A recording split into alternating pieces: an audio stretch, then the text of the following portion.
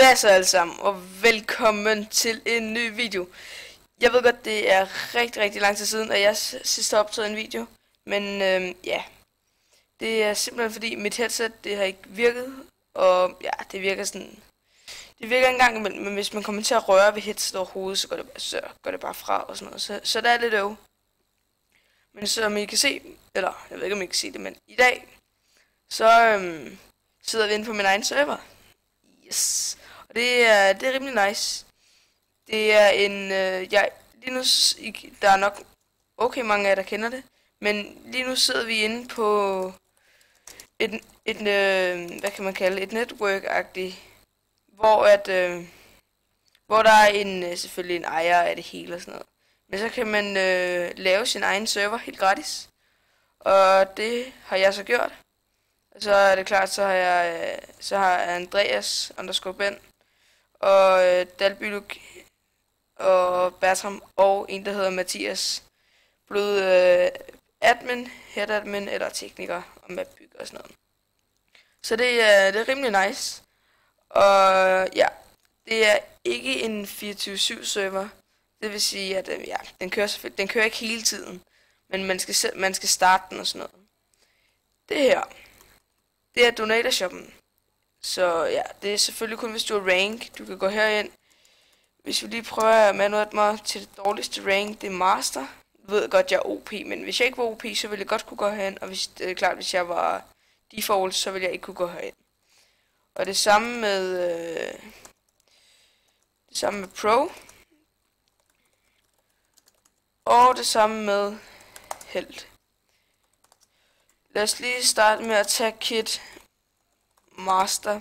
Det kan du tage en gang hver anden time, tror jeg, hvis du har ranken. Og så kan du tage kit master 1.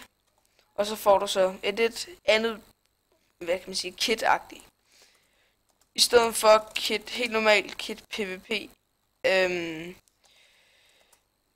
Hvis jeg kunne finde stave til det. Ej, det går da bare skide godt. Nå. Og det her, det kun er Iron Gear. Så er der også en Diamond Chestplate. Så er der Kit Pro. Det er det samme, bare med Sharpness 2, Power 3, og Protection 2, Protection 1, Protection 2 og Protection 2. Og nogle gaps. Og så kan vi tage Kit Pro 1. Det er så det samme igen, som det før, bare med Diamond sko den her gang. Og så kan vi tage Kit Held. Det er så det bedste. Det er Sharpness 2, Power 2. Jeg ved det er lidt mærkeligt at Pro der Power 3 men det siger vi ikke til nogen. Og så er der Protection 3, Protection 2, Protection 3 og Protection 3. Og så er der et Kit Held 1. Det var sådan, det var lige alle kitsene. Så kan så er der priser. Lige nu, hvis man nakker en, så får man 2 kroner, men det bliver sat op til 5 kroner for normalt, og det ved ikke, 7 kroner eller 10 kroner for donator rings. Det finder vi lige ud af. Men måden du kommer ind på den her server, det er, hvis vi lige starter med at gå helt ud af serveren. Ja. Det lagger lidt, når jeg optager samtidig. Jeg ved ikke hvorfor. Nå, men sådan der. Så den her IP'en, det er superawesome.dk, eller man kan også godt skrive hvad fanden, jo, super awesome. Rip den der lyd, det ved jeg ikke lige om I kunne høre. Men super awesome minecraft server.com. Den virker også. Den anden er bare lidt kortere-agtig. Men måden du kommer ind på den der, du går ind på selve netværket. Og så hvis vi lige skriver skorstræk server, stille lobby. Der er lige for mange i den lige nu. Eller er der? Ja, der er lige lidt for mange i, men der er en, hvor du kan skrive skorstræk help. Det ved jeg ikke om man kan her. Nej. Så kan du se hvordan man laver sin egen server og sådan noget. Der er sådan cirka hele tiden 200 til 250 spillere, der spiller herinde, så det er okay. Så kan du se alle de populære servere, der er. Og måden du så kommer ind på min server, der er hvis du... Nej, vi kan faktisk lige starte med at gå ud i, i larmelobbyen. Det er der, hvor man godt sådan må skrive det, hvis du spørger. Ja. For eksempel ham der skriver en VIP. En VIP, det kan du... Det kan du købe for 30 kroner for 30 dage. Og så noget andet for noget andet, ikke også? Så kan du så starte andre server, og du kan starte din egen hele tiden. I stedet for, hvis alle server nu var lukket, så vil du ikke, eller hvis der var rigtig mange, der var oppe, så vil du ikke kunne starte din egen server. Men måden man kommer ind på min server, det er, at man skal også starte Creative Games med sæt. Ja. Og så kan I så se, lige nu er der for mange kørende og sådan noget, ikke? Så hvis man kører VIP, så kan man starte den gratis. Men fordi den allerede er åben, så kan jeg også i server Creative Games. Så kommer jeg så ind på serveren. Og ja, jeg tænker lige, at vi tager lige en tur rundt om, så I lige kan se mappet. Der er bare lige nogle stier, eller hvad man kan sige, nogle mini-søer, eller damme, eller hvad man vil sige. Nogle træer. Træerne er ikke... dem har vi ikke lavet via command blocks, men vi har selv bygget dem, og så er det klart, så bygger vi det der, og så har vi bare lige sat det samme træ derover. Så han, Andreas _Ben, han har bygget det her. Det er sådan et minihus, hvor man kan større selvfølgelig åbne, hvor du kan komme ind, og så kan du hoppe ned her, hvor du så kan PvP og hvad man nu vil. Og så er der faktisk også lige en endertest der. Ja. Hvis du stiger i level, så kan du se ude foran mit navn, der hvor der står staff til venstre, der står der level 8. Hvis du nakker nogen, nu kommer jeg til at tage screenshot. Hvis du nakker nogen, så er der chance for at du stiger i level. Hver gang du stiger i level, får du diamonds.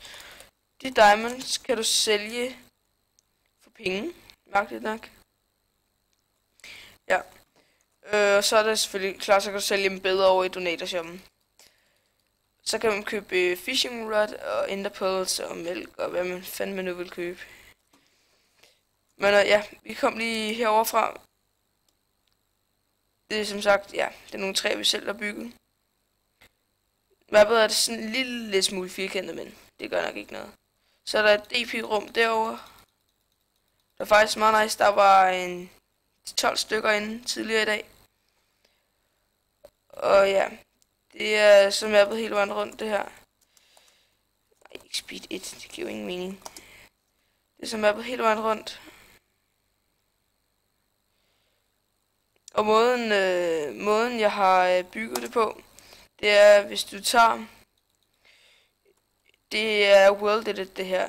Så hvis du tager en pil og skriver brush sp here, og så hvis du siger, vi vil gerne have, der skal være stone, så skriver vi 1, fordi det er IP'en til stone. Eller man kan også bare skrive stone, eller hvad fanden man nu vil. Så kan du skrive størrelsen, og hvis vi lige gør den størrelse 5, så kan du højreklikke med pilen, og så kan du stille og roligt bare begynde at bygge. Sådan der, så kommer der nogle kupler, eller hvad fanden man siger. Så ja. Det var egentlig bare lige en rundvisning herinde på min server. I må meget gerne... Og lige den sidste ting.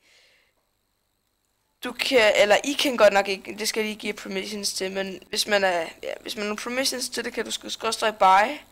Normalt herinde på server, så må man ikke have buy, eller buycraft, så vi har bare lavet sådan et script-agtigt, hvor I bare kan se, hvad det koster. Så master, det kan I købe for 32 emeralder i lobbyen eller hoppen, og pro for 2 stack og held for 3. Men ja, jeg tror egentlig bare, og måden du får de emeralder på, det er, hvis vi skal stå i server, stille lobby, den er stadig fuld, så kan du skrive kit daily, så får du 8 emeralder og noget, det kan du så spare op til og sådan noget. Men ja, det var bare lige en rundvisning af min server, Så ja, håber I vil join. Og subscribe og like og sådan noget. Okay, det var så virkelig rip det der.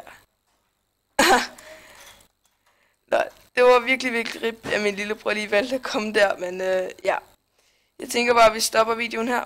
Så ja, ses i næste video. Ses.